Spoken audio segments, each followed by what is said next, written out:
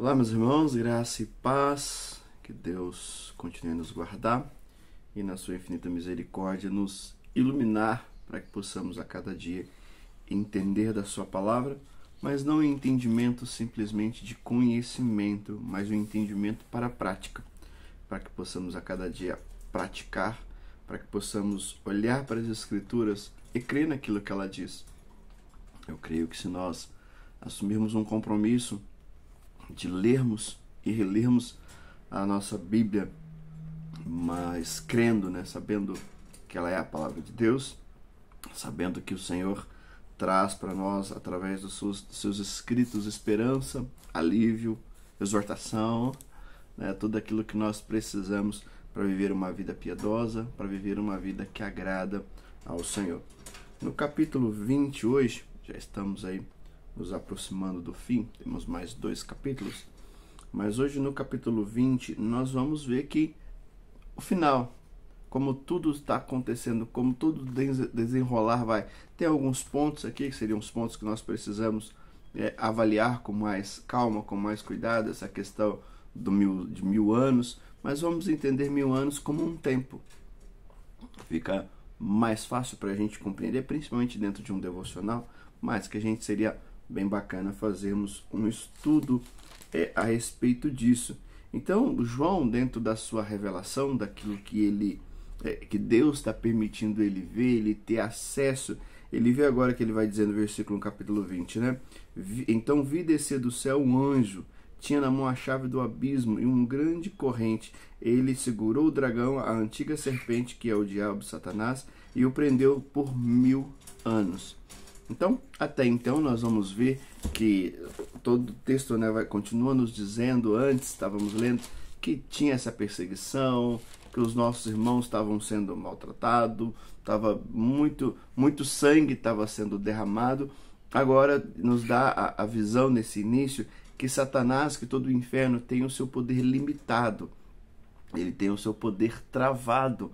E isso para mim traz uma esperança muito grande. Eu acho, pelo menos espero para os irmãos também, que tudo aquilo que o inimigo faz não é despercebido por Deus, não pega Deus de surpresa, não é porque ele tem todo o poder, não. Ele faz tudo aquilo segundo a permissão de Deus, segundo aquilo como Deus permite.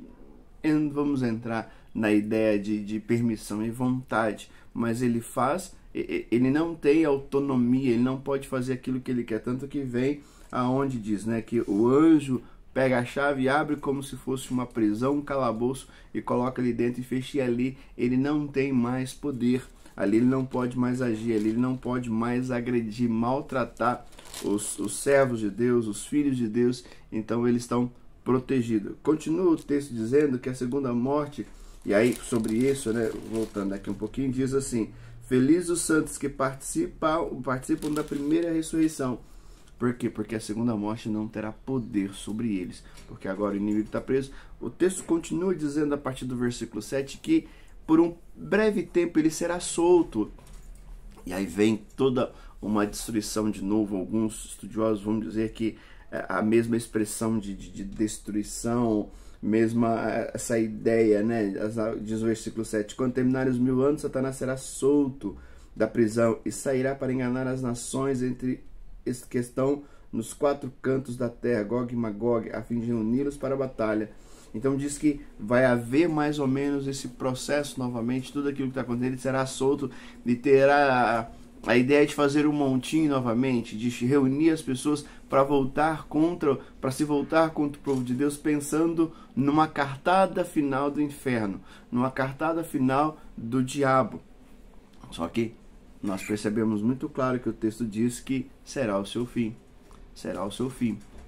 aonde o Senhor vem com o seu poder, com glória, e realmente resolve, vamos dizer assim, toda a situação, toda a questão que diz a partir do versículo 11. Depois vi um grande trono branco e aquele que nele estava sentado. A terra e os céus fugiram da sua presença e não se encontrou lugar para eles. E aí vem o grande julgamento.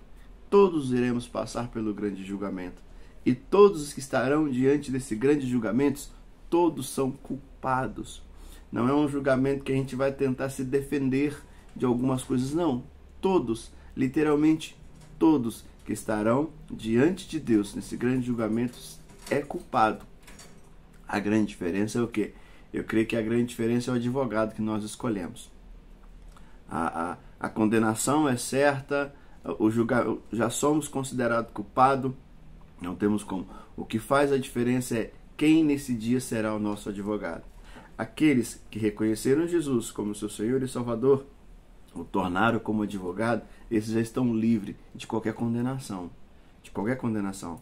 Mesmo sendo merecedores de condenação, aqueles que escolheram Jesus como seu advogado, como justo, como Senhor da sua vida, como seu suficiente Salvador, esses terão absolvição. Agora, aqueles que escolheram as suas obras, aqueles que escolheram outras situações, que escolheram viver por si mesmo, esses serão condenados ao fogo eterno. Ao fogo eterno. Então, para nós, um alento de saber que nós temos o advogado perfeito, que nós temos Jesus, então não passaremos por esse julgamento, mas também para nós um alerta de saber que muitos ainda não reconheceram Jesus, muitos ainda não entenderam Jesus e precisam entender para que possam reconhecer Jesus como seu Senhor, reconhecer Jesus como seu Salvador e tê-lo como seu representante, como seu advogado, para que no dia do julgamento não venha ser condenado, mas venha ser absolvido, não pelos nossos atos de justiça, não pelos atos deles de justiça, mas pelos atos de justiça do Senhor Jesus. Então que possamos refletir em tudo isso e analisar a nossa vida e pautar as nossas vidas pelos princípios bíblicos. Deus abençoe a todos.